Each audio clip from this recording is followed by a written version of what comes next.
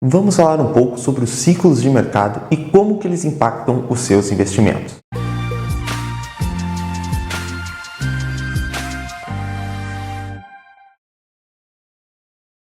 Opa pessoal, meu nome é Felipe Jacques, eu sou assessor de investimentos credenciado pela Ancor e possuo especialização em investimentos Ambima. No vídeo de hoje vamos falar um pouquinho sobre os ciclos de mercado e como que você pode tirar proveito e tentar reduzir o seu risco na hora de fazer os seus investimentos, tendo em vista o que cada dinâmica desse ciclo implica nas condições macroeconômicas e de finanças pessoais também. Então vamos dar uma olhadinha na tela de vocês, então está aparecendo um gráfico básico. A linha ela tenta traçar como se fosse a atividade econômica da situação. Na primeira fase nós temos a fase de expansão. O que é a fase de expansão, pessoal? É aquela euforia, o otimismo, quando os juros normalmente são mais baixos e ficam mais atrativos para as empresas pegarem empréstimos e investirem na expansão de seus negócios. Logo depois nós temos o pico. O pico, então, é o momento onde o risco começa a ficar muito elevado devido às altas dívidas que as empresas contraem e a dificuldade que elas têm de pegar e se recapitalizar, pegar novos empréstimos para conseguir continuar seu processo de expansão. Depois nós temos a fase de depressão ou contração, que é quando os investimentos já se mostram inviáveis e as empresas têm que entrar num processo de liquidação de seus ativos para ter dinheiro para honrar as suas dívidas, os seus passivos. E depois nós temos a fase de recuperação, que, como o nome já diz, é uma realocação das etapas do processo da atividade produtiva, fazendo todo um rearranjo da economia para que a economia volte a ser funcional, para que ela consiga voltar a funcionar de maneira natural e aí sim seguir o seu rumo depois de todo esse processo. Então vamos dar uma olhadinha na primeira fase, a fase de expansão. O nome já diz, é aquela fase que sai notícia boa, é aquela fase que sai Bovespa vai bater 200 mil pontos, é essa fase mesmo de muito otimismo. Por quê? Porque normalmente na fase de expansão, como vocês podem ver por esse desenho mais didático, ela faz normalmente com que os juros fiquem mais baixos. O governo, por exemplo, pode fazer uma política expansionista de redução da taxa de juros. O que isso vai causar, pessoal? Os juros baixos vão passar a viabilizar investimentos que seriam mais arriscados. Por exemplo, num cenário de juros baixos de 2% ao ano, os agentes econômicos podem pensar assim: poxa, agora que o juros está tão baixinho, de repente é interessante a gente pegar um empréstimo, já que o custo do empréstimo vai ser baixo, os juros, o serviço da dívida vai ser pequeno, vai estar baixo, nesse caso 2% ao ano, nesse exemplo hipotético. Então, com juros baixos, vamos pegar esse dinheiro emprestado, vamos tomar dívida, vamos nos alavancar mais. Para quê? Para expandir nossas operações.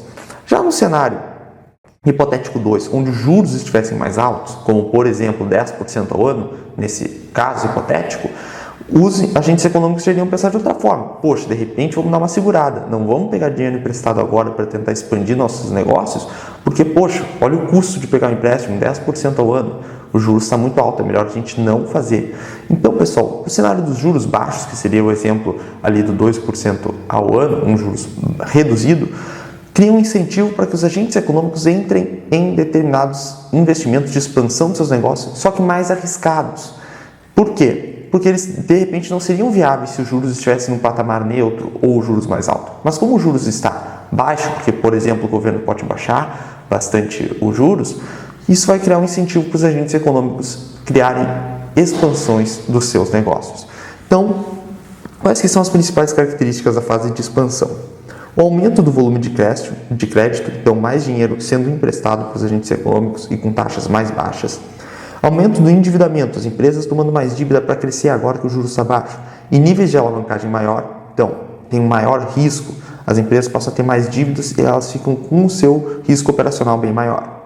Redução das taxas de juros, como a gente mencionou, e alargamento ou aprofundamento da cadeia de produção, ou seja, surgem novas etapas produtivas, mais etapas dentro da cadeia de produção. Então a cadeia de produção se alarga e se aprofunda em mais etapas que estão mais distantes do consumo final, ou seja, são etapas mais longas, mais voltadas para o longo prazo. E também tem uma aceleração da atividade econômica e alta nos índices de ações. Então é aqui que a atividade econômica começa a acelerar devido a esses juros mais baixos.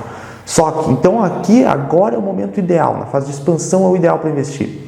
Aí que a gente tem que repensar por quê. É um ambiente de risco alto, as empresas estão com mais dívidas, as empresas estão alargando e aprofundando sua cadeia de produção. E essas expansões podem não dar retorno no futuro, elas podem estar sendo feitas só porque o juros está, por exemplo, artificialmente baixo.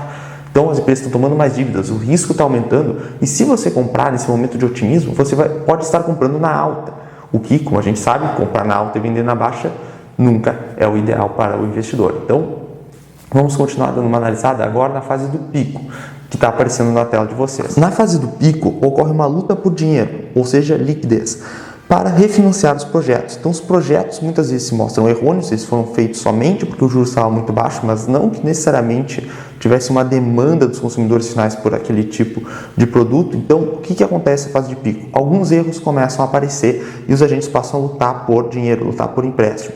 Então, por exemplo, os agentes econômicos podem pensar assim: precisamos de dinheiro no curto prazo, ou seja, urgentemente, para continuar nossos projetos. Eles começaram um projeto de expansão mais voltado para o longo prazo, só que se no curto prazo não está vindo dinheiro, eles têm que pegar empréstimos urgentes. Ou seja, a demanda por empréstimos por parte dos agentes econômicos tende a aumentar.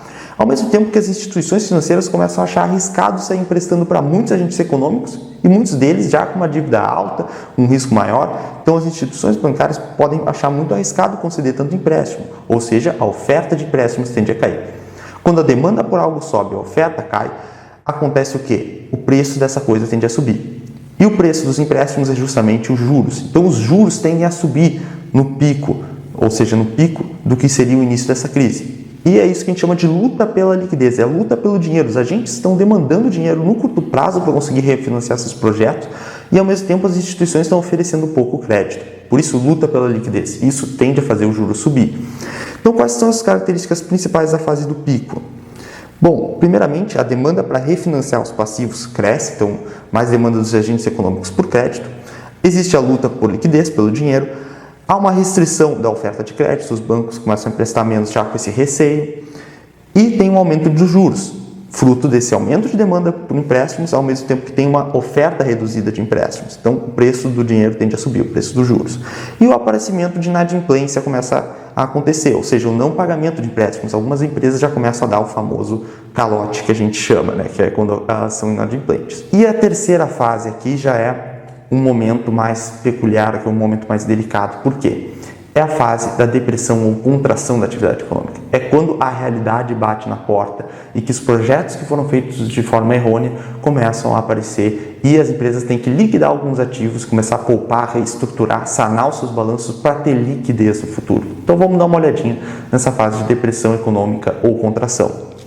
Bom, nessa fase, os agentes econômicos já têm que começar a pensar em liquidar alguns ativos, principalmente aqueles bens de capitais que eles compraram no momento de alargar sua estrutura produtiva, e começar a poupar, começar a sanar os seus balanços. Então, eles começam a vender tratores, máquinas, todos esses tipos de bens de capital que são bens utilizados para a construção de bens e produtos finais. Então, as principais características dessa fase de depressão: liquidação dos investimentos que foram feitos de forma errada, entre aspas, aqueles investimentos que foram feitos só porque o juros estava baixo, mas que não necessariamente seriam úteis, né, na realidade. Redução da alavancagem, então as empresas começam a pagar as dívidas, começam a se alavancar menos. Tentativa de sanar o balanço dessas empresas e reajuste da atividade econômica. Esse ponto é muito importante, porque muitas vezes o governo continua fazendo estímulos nesse momento de depressão econômica, só que eles só agravam, porque eles vão continuar dando origem a novos problemas, vão reiniciar esse ciclo muitas vezes. Então, é melhor muitas vezes deixar com que a economia se reajuste agora com essa nova realidade, depois de liquidar os investimentos que foram feitos de forma errada e reestruturar toda a economia. Às vezes o governo continua tomando medidas expansionistas que podem reiniciar esse ciclo ou agravar suas consequências no futuro. Então, um momento de depressão, contração econômica é muito ruim, só que ele é necessário para liquidar os maus investimentos e deixar o dinheiro circular novamente para onde a demanda dos consumidores está. Então, voltando aqui, há um reajuste da economia, os recursos ociosos aumentam, então recursos não utilizados que ficam lá parados, só depreciando, mas não são utilizados, eles aumentam. Há uma contração no volume de crédito, ou seja, tem menos empréstimos, justamente pela suspeita de que os agentes econômicos podem não pagar. Queda nos preços dos bens de capital, então muitas empresas vendendo bens de capital, maior oferta, o preço tende a cair. Demissões, porque se a atividade econômica está caindo, não tem porque as empresas manterem o mesmo nível de mão de obra, sendo que elas vão produzir menos. Cai a demanda por crédito, ou seja, as empresas param de querer pegar dinheiro emprestado, até porque estão muito endividadas, elas começam a poupar mais e pagar mais suas dívidas, e há uma redução dos juros. Então, essa é a fase de reconstrução. É uma fase muito dolorida, mas que é necessária para acontecer esse rearranjo da economia. E, novamente, se os governos tentam intervir, às vezes, ser mais expansionistas do que estavam sendo, isso normalmente tende a agravar mais ainda a situação e não deixa a economia se reajustar de forma natural. E nós temos a última fase, que é a fase de recuperação, que a gente também chama de recapitalização, porque é quando as empresas conseguem já sanar suas dívidas e passam a ter dinheiro. Para quê? Para começar de novo, para fazer novos investimentos com mais cautela dessa vez. Então a fase de recuperação ela tem algumas características interessantes, né, que é justamente essa fase dos agentes se recapitalizarem depois de terem reduzido bastante suas dívidas e sanado seus balanços. Há um aumento da poupança, os agentes passam a ser mais prudentes, novos investimentos passam a poder ser feitos devido a esse aumento de poupança. Então, há um aumento de demanda por crédito, as empresas depois de pagar suas dívidas podem contrair um pouco mais de crédito. Há uma retomada dos índices de bolsa que começa a melhorar depois da queda óbvia na fase de depressão e há a reutilização também dos recursos que antes estavam ociosos passam a ser reutilizados. Então, é uma fase de reestruturação e ela é muito importante para que a economia retome. Então, com essa análise a gente fica por aqui, porque a gente, de novo, quer fazer de uma forma mais simples, um pouco mais didática, evitar tantos detalhes. Mas é isso, pessoal. Tomem cuidado para não investirem no máximo, no auge do otimismo e cuidado com os riscos também no momento da contração. Então, sempre façam investimentos de forma diversificada, com cautela, observando, tentando ver em que fase dos ciclos nós podemos estar. Pelo vídeo de hoje é isso. Se vocês gostaram, deixem um like, se inscrevam no canal, deixem um comentário se ficaram com alguma dúvida, alguma questão. E eu convido vocês a conhecerem nossos cursos. Nós temos o curso de Bolsa de Valores para iniciantes, que fala bastante dessa questão dos juros e de investimentos para quem está iniciando na Bolsa. Nós temos o curso Start, que daí fala mais de renda fixa, renda variável, vários aspectos importantes na análise e no estudo dos seus investimentos. E nós temos o curso de FIIs, Fundos de Investimento Imobiliário, para quem quer ter uma exposição a imóveis de forma diversificada, mesmo possuindo poucos recursos. O link para esses cursos estará na descrição, se vocês quiserem dar uma olhadinha, e eu agradeço a atenção de todos.